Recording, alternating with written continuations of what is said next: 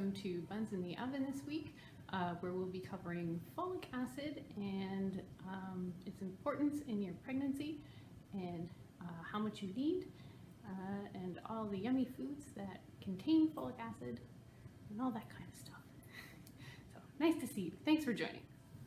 So, what exactly is folic acid, or folate? Folate is a B vitamin.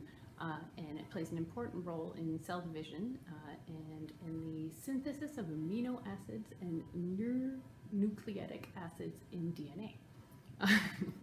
How is it important in pregnancy for you? It's especially helpful for the normal development of spine and brain and skull of the fetus during the first 4 weeks of your pregnancy. And it's usually kind of most of the time before you find out that you're pregnant. So it's great to sort of intake folate acid and folic acid, before and all throughout your pregnancy. It can reduce the risk of your baby developing neural tube defects. Super proven, and the supplement that you take. So normally in prenatal vitamins, the recommended dose is 400 micrograms in addition to following Canada's food guide, which gives you an extra folic acid. And so you have to make sure that your supplement contains vitamin B12, which aids in folic acid working. So if you're not taking prenatal vitamins and you're just taking folic acid, like you just buy the little things of folic acid, make sure you also grab vitamin B12 along with it, or that your supplement contains vitamin B12. So why it's especially important that you're taking it during pregnancy is folic acid requirements, or folate requirements, increase during pregnancy. There's a dramatic acceleration in cell division, your red blood cell count development as the uterus enlarges, so as baby's growing, the placenta develops, and maternal blood expands, and the fetus grows.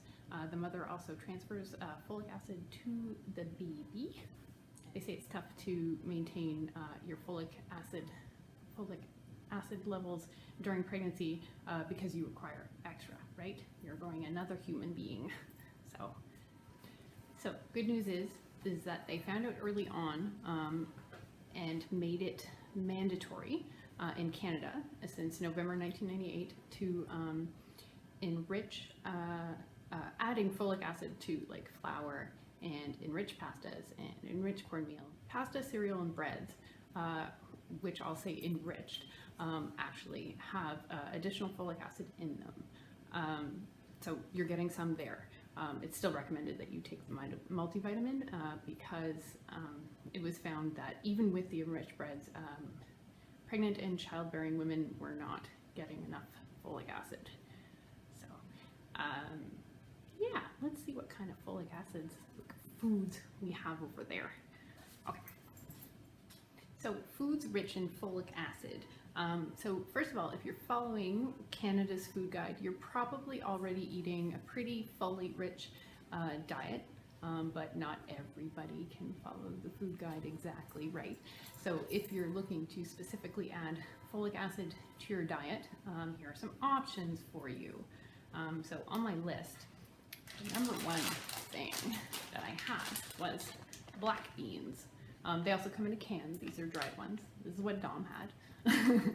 So, and they're really not that hard. You can soak them and then they'll be ready the next day. So black beans. I'm not sure if you can be able to see this. Let me see. See that right there? That's what you're looking for. Folate, folic acid. And if you can see, that says 100%. That's a nice little 100% there, right? And this is per half a cup serving, so 100 grams. So it's not that much, right? And you've already got 100% of what Canada Food Guide recommends as a daily folic acid as a regular person who's not growing another person. So, yes. Okay. Next one, which is folic acid, is found in a lot of, is dark green leafy vegetables. So spinach. Spinach, raw or cooked, has folic acid in it. Usually for about a cup is about 120 micrograms per 1 cup of spinach. Although we all know that this is like, that's for cooked spinach. So this will shrink down quite a bit, right? So 1 cup of spinach also, but I mean, you're gonna put a lot of these into a meal, right? Another thing that has a lot of folic acid, pasta. So enriched fortified pasta. This is just regular macaroni. It's not even the whole wheat kind, although more fiber is better. But this is just the regular old ready cut macaroni. And this one also has 80% of your dietary folate in 3/4 of a cup. So mac and cheese, folate. One of the other things for breakfast cereals. This is a very large box, but Shreddies, I looked through all of our cereals here at the Outreach Center. This actually was one of the highest. So this one actually has 15% of your daily intake of folate for 1 cup of Shreddies. So having Shreddies in the morning, good for your folate intake.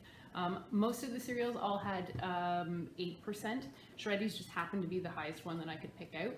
So like Cheerios has 8%, but hey, Shreddies are delicious. Have a bowl of Shreddies. Hashtag not sponsored. There's lots of different vegetables that also have folate. Beets are another one. You should look back at the community kitchen and the beet chips. There's folate acid in those beet chips. There are lots of foods that contain folate acid. You can go online and look on Canada's Food Guide, and they will give you all of these lovely spreadsheets of numbers. And I'm sure that you'll find something in there that would increase your folic acid intake during pregnancy, which is great for your baby. And that's all that we want, right? Avocados. Half an avocado is 80 micrograms. I love avocados. So like guacamole. Yeah. All good. Perfect. So like there's fruits on here, lots of beet, vegetables. Eggs have folate acid in them. Peas, raspberries, broccoli. Broccoli's a really good one actually. Really good one. So yeah. The recommendation is to follow Canada's Food Guide when you're pregnant.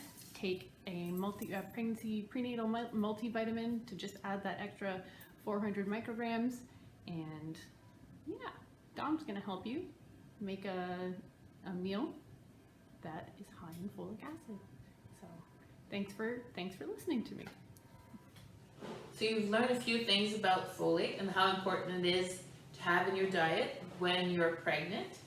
And also something to think about if you're young and you may not be pregnant now, but you might want to be again, or you might be in the future. So always keep in mind that having a source of folate naturally in your nutrition is always a good thing. So of all the vegetables and beans and produce and grains that have folate, I decided to do a recipe, which is going to be a salad, quinoa salad. This is organic quinoa. You can have cheaper quinoa, and I found it a pretty decent price at, what's that store again, Brian, that opened? Angelos? What? Angelos? Adonis. Adonis. Adonis. You can find it cheaper at Adonis, which is not organic, but it's a very good brand, and it's worth it if you like the flavor, if you like quinoa. It has a good source of iron and also of protein, fiber. I've also digged out of the food bank some black bean, some corn, tomatoes we grew in our garden. We have a little bit of a harvest. That's St. Mary's homegrown. I had an onion, probably would need more than an onion, but that's all I have today. A pepper.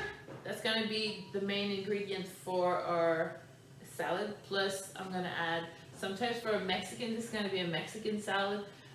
You'd like to have cilantro. And I don't have cilantro, but I do have parsley, and parsley is also one of the vegetable herb that is a pretty good source of folate. Quinoa. I've pre-cooked my quinoa. It's cooling off, so you want it to be a little bit cool when you're adding the other stuff, but not completely cool, because I found that when the grain is completely cool, I found it's harder to get the dressing to really put into flavor. I think when the warmer grain, it grabs more flavor. So to serve it warm or cold, I find either one pretty good. So I'm just gonna add to this bowl. So when I cook my quinoa, I had 2 cups of water to boil and add 1.5 cups of quinoa to that. Stirred it, cooked it for 15 minutes. I felt like it was still a little bit wet, so I just took the lid off, kept it on low, put another 5 minutes just so all the water was absorbed. So I'm gonna start adding to this. I'm gonna add my veggies, just onions. If you have more than 1 green onion, go for it. I just came from holiday and there's not much in my fridge. So I'm gonna make slice, cut into small cubes.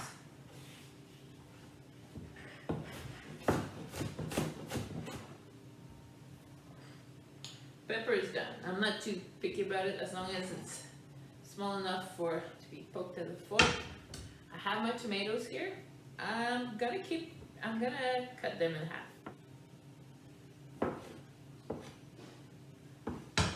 Take the tail off. So peppers, onion, tomatoes are in. So I rinsed my beans, added to my salad. I also rinsed the corn, added to the salad. This is gonna make a pretty big salad. So for herbs, I don't have cilantro, but I'm choosing parsley. Just to show you, when you do parsley, you only want the leaf. You don't want the stem because the stem is a bit tough. So you just cut all the leaves out. I put it on the paper towel just to get rid of the water. And from there, I'm gonna be chopping them after. Now it's all cut, I'm just gonna bring most of the water out of it.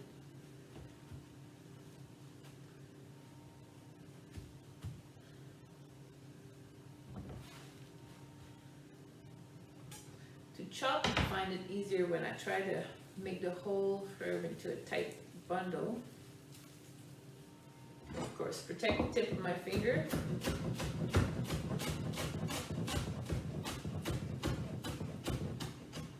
Another technique that might be easier is you put your blade, you hold with your palm up, and you just move through the pile, going back and forth as many times. You want the texture to be pretty small. So this might be half, maybe not quite. Good enough, all we have today. I'm mixing all of this. Bright, beautiful colors for the dressing. I already squeezed my lemon. I'm gonna add this whole juice of lemon. I've got cumin here.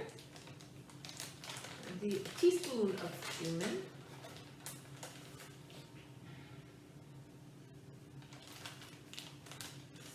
Bit of pepper, just like 1/4, depending how much you like it. I'll have a teaspoon, I think, of garlic powder, maybe a little bit less. Yeah, 3/4. And a bit of salt. I'm gonna add some olive oil. I'm eyeballing it. I think it would probably be like 1/4 cup.